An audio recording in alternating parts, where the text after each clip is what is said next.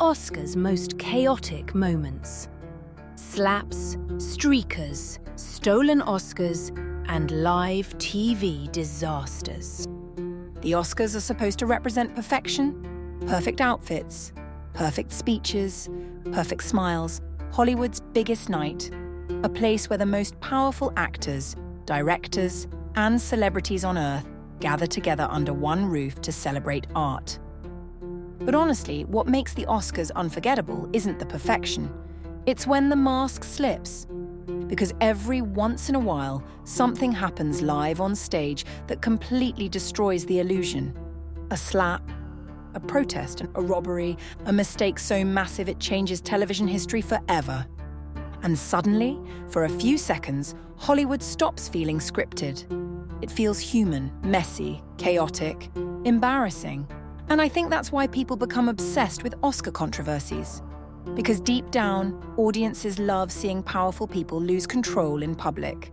Not because we're evil, but because moments like these remind us celebrities are still humans, pretending to maintain composure under unimaginable pressure. Tonight, we're diving into some of the wildest moments in Oscar history: the Will Smith slap, the naked streaker, the stolen Oscar trophies, Marlon Brando's controversial protest, and the La La Land versus Moonlight disaster that became one of the most painful live television moments ever. And what's interesting is, every single one of these moments reveals something deeper about fame, ego, power, and the strange psychology of live television. Why Oscar moments feel so big, you ask? The Academy Awards aren't just another award show. They're basically Hollywood royalty. For decades, winning an Oscar has symbolized legitimacy, not popularity, not box office success. Respect. That gold statue can completely change careers. Actors suddenly get paid more. Directors gain creative freedom. Films become immortalized. And because the Oscars carry so much prestige, every moment feels emotionally amplified. Imagine performing in front of millions of viewers worldwide. Your peers, your competitors, the internet, all while trying to look elegant and composed. That level of pressure creates something dangerous. Because when emotions finally crack under that environment, the explosion becomes unforgettable. And honestly, the Oscars are fascinating because they're one of the rare places where Hollywood's carefully controlled image can collapse in real time. No edits, no PR cleanup, no second takes. Just raw human reaction. Okay, let's start with the moment that completely broke the internet, the 2022 Oscars. Chris Rock walks on stage to present Best Documentary Feature. The atmosphere is relaxed, people are laughing, the show is moving normally. Then Chris makes a joke about Jada Pinkett Smith. Jada, can't wait for G.I. Jane 2.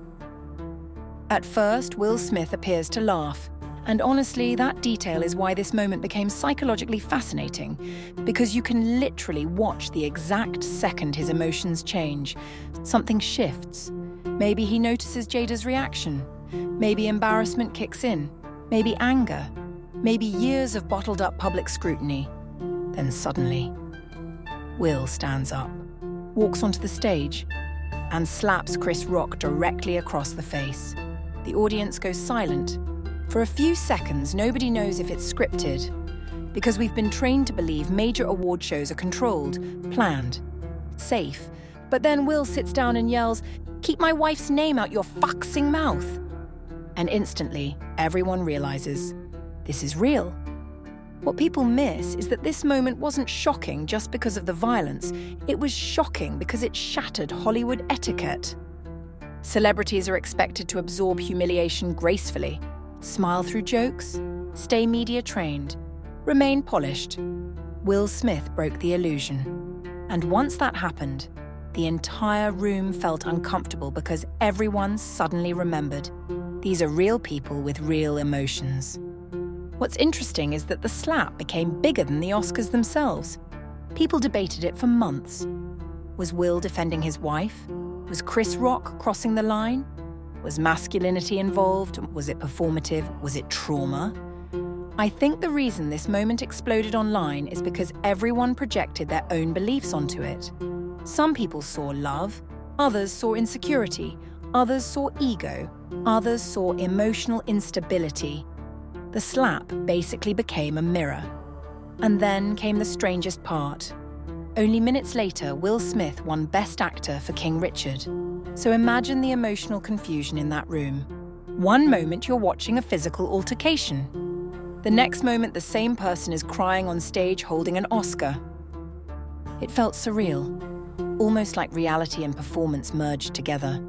Eventually, Will apologized publicly, resigned from the Academy, and received a 10-year Oscars ban. But the slap permanently changed the energy of live award shows. Because after that night, audiences realized anything can happen. Now let's go from shocking to completely absurd. The 1974 Oscars. Actor David Niven is calmly introducing Elizabeth Taylor. Elegant, professional, classic old Hollywood. Then suddenly the audience starts laughing. Behind him, a completely naked man casually walks across the stage, not running, not panicking, just strolling confidently while flashing a peace sign. Imagine being millions of viewers at home in the 1970s watching this happen live. The streaker was later identified as Robert Opel, a photographer and activist who managed to sneak backstage using a press pass. And this moment perfectly captures the weird energy of the 1970s. Counterculture, public rebellion, people challenging traditional ideas about shame and authority. Opel later claimed he wanted to protest body shame and create a memorable moment. Which, mission accomplished, I guess. But what really made this iconic was David Niven's response. Without panicking, he calmly joked, "Isn't it fascinating to think that probably the only laugh that man will ever get in his life is by stripping off and showing his shortcomings?" That line instantly became legendary. That's old Hollywood professionalism, to be fair. Today, people would probably freeze, tweet through it, or turn it into a PR crisis. David Niven handled chaos like it was theatre. Next, now imagine this. It's only weeks before the Oscars. The ceremony is approaching. Millions of dollars are being spent preparing the event. Then suddenly, dozens of Oscar trophies disappear. Completely gone. In the year 2000, 55 Oscar statues were stolen from a shipping warehouse in Los Angeles. And the Academy panicked. Because most people don't realize the trophies aren't just sitting around in giant storage rooms waiting to be handed out. They're carefully manufactured, time-consuming, expensive. The Academy suddenly faced a nightmare scenario. What if there weren't enough Oscars for the ceremony? Meanwhile, the FBI launched an investigation. The manufacturer rushed to create replacement statues, and then the story somehow became even stranger. A man named Willie Fulgier, a scavenger searching through trash bins, discovered 52 of the missing Oscars abandoned behind a supermarket. Imagine randomly finding the most famous award trophies in the world sitting in a dumpster. That feels less like reality and more like a movie plot. Willie became an unexpected hero. He received a $50,000 reward and was invited to attend the Oscars as a guest. And honestly, that's probably the most wholesome twist in Oscar history. But what fascinates me is how symbolic this story accidentally became. Hollywood spends so much time presenting Oscars as priceless symbols of artistic greatness. Then suddenly, dozens of them are literally found in the trash. There's almost something poetic about that. Next, one of the most controversial moments in Oscar history happened in 1973. Marlon Brando wins Best Actor for The Godfather. Now, at the time, Brando was one of the biggest actors on earth. Everyone expects him to walk on stage, accept the award, give a legendary speech, and instead, he sends someone else. A woman named Sacheen Littlefeather walks onto the stage wearing traditional Apache clothing. Then she declines the Oscar on Brando's behalf. The audience becomes divided instantly. Some people cheer, others boo loudly. She explains that Brando is protesting Hollywood's treatment of Native Americans and drawing attention to the Wounded Knee occupation happening at the time. And honestly, whether people agreed with him or not, it completely transformed the Oscars. Because suddenly the ceremony became more than entertainment. It became political. And Hollywood has been struggling with that tension ever since. The tension between art, celebrity, activism, and public image. But decades later, another twist emerged. After Sachin Littlefeather passed away, her sisters publicly claimed she was not actually Native American and had fabricated her indigenous identity. And that revelation completely complicated the story, because now the protest itself became controversial. And honestly, this is why symbolic activism becomes dangerous territory. The moment authenticity gets questioned, people stop discussing the message and start discussing the messenger. Now we need to talk about what might be the most painful live television mistake ever. The 2017 Oscars. Best Picture, the final award of the night.